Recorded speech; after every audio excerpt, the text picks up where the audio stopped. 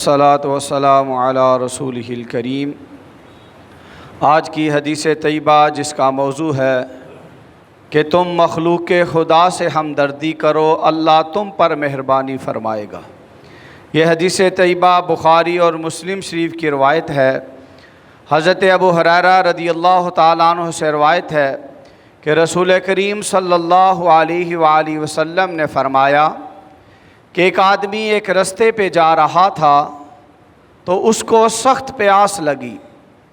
اس کو ایک کنواں نظر آیا تو وہ اس کنویں میں اترتا ہے اور پانی پی کر اپنی پیاس بجھا لیتا ہے، اور جو ہی وہ کنویں سے باہر آتا ہے تو دیکھتا ہے کہ ایک کتا جو پیاس کی وجہ سے ہانپ رہا ہے اور اپنی پیاس بجھانے کے لیے وہ کیچڑ کھا رہا تھا۔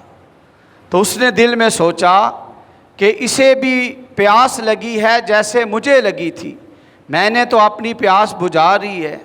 وہ دوبارہ کنویں کے اندر جاتا ہے اور اپنا موزہ اتار کر اس کو پانی سے بھرتا ہے، پھر اس موزے کو اپنے منہ سے پکڑ کر باہر نکلتا ہے اور اس کتے کو پانی پلاتا ہے۔ تو اس پر اللہ کے نبی صلی اللہ علیہ وسلم نے فرمایا، اللہ کو اس کا یہ عمل اتنا پسند آیا، فَشَكَرَ اللَّهُ لَهُ فَغَفَرَ لَهُ، اللہ نے اس کی قدردانی کرتے ہوئے اللہ نے اس کی بخشش فرما دی۔ تو صحابہ نے عرض کیا، یا رسول اللہ صلی اللہ علیہ وسلم، کیا یہ جانوروں سے نیکی کرنے میں بھی ہمارے لیے اجر ہے؟ تو نبی رحمت صلی اللہ علیہ وسلم نے فرمایا، ہر جاندار جو جگر رکھتا ہے تم اس کے ساتھ نیکی کرو گے تو اللہ تمہیں اجر عطا فرمائے گا۔ تو اسی طرح اس حدیث کے اعتبار سے دوسرے مقام پہ حضور نے اس کے برعکس ایک بات بیان کی ہے کہ ایک عورت کو جہنم میں دیکھا گیا، کس لیے کہ اس نے ایک بلی کو روک کے رکھا، پنجرے میں بند کر دیا، اس کو کھانے کے لیے کچھ نہ دیا اور نہ اس کو آزاد کیا، وہ بیچاری بھوک کی وجہ سے مر گئی۔ اس وجہ سے اللہ نے اس عورت کو جہنم میں داخل کر دیا۔ اور اس لیے نبی رحمت سے جب پوچھا گیا کہ یا رسول اللہ صلی اللہ علیہ وسلم مد دین، دین کیا ہے؟ تو حضور نے فرمایا، دین نام ہی خیر خواہی کا ہے، دین نام ہی ہمدردی کا ہے۔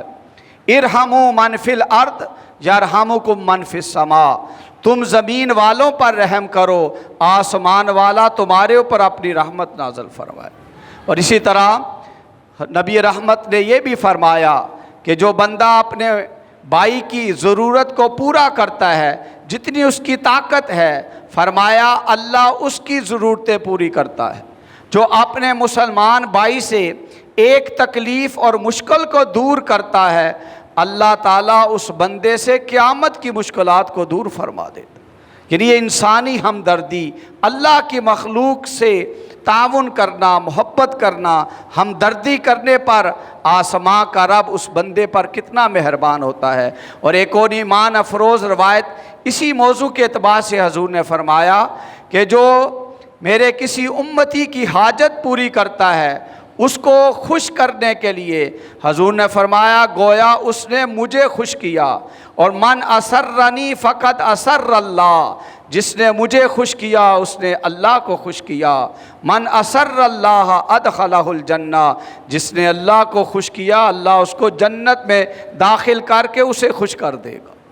تو اب دیکھ لیں یہ انسانیت، ہمدردی، انسان تو انسان، ایک جانور سے بھی، ایک کتے سے بھی آپ ہمدردی کرتے ہیں تو اللہ تعالیٰ انعام جب دیتا ہے تو اللہ بخشش فرما دیتا ہے، اللہ جنت کی صورت میں انعام دیتا ہے۔ اسی اعتبار سے یہ حدیث فرمایا کہ ایک مسلمان نے کوئی درخت لگایا یا وہ کوئی کھیتی لگاتا ہے، اس کے درخت اور کھیتی میں سے کوئی انسان کچھ کھا لے، کوئی چرند پرند کوئی جانور کھا لیتا ہے تو نبی کریم فرماتے ہیں یہ ضائع نہیں جاتا، یہ اس کے لیے اللہ کی بارگاہ میں صدقہ بن جاتا۔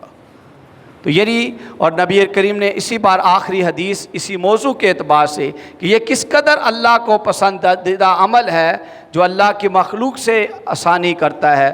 نبی رحمت نے فرمایا کہ تمہارے اعمال میری بارگاہ میں پیش کیے جاتے ہیں، تو جو تمہاری نیکی میری بارگاہ میں پیش ہوتی ہے۔ فرمایا یہ نیکی بھی میری بارگاہ میں آتی ہے کہ تم راستے میں جا رہے ہو اور راستے کے اندر کوئی تکلیف دہ چیز، کوئی کانٹا، کوئی شیشہ، کوئی پتھر پڑا ہے، تم نے اس کو اٹھا دیا کہ اللہ کی مخلوق کو تکلیف نہ پہنچے، یہ نیکی بھی تمہاری میری بارگاہ میں پیش کی جاتی ہے۔ پھر یہ اللہ تعالیٰ کی مخلوق سے ہمدردی، اللہ تعالیٰ کے مخلوق کے ساتھ تعاون کرنے پر اللہ کریم راضی ہوتا ہے، اللہ حاجتیں پوری کرتا ہے، اللہ اس بندے پر اپنی رحمت نازل کرتا ہے۔ اللہ کریم ہمیں بھی باہمی محبت، ہمدردی اور تعاون کی توفیق عطا فرمائے۔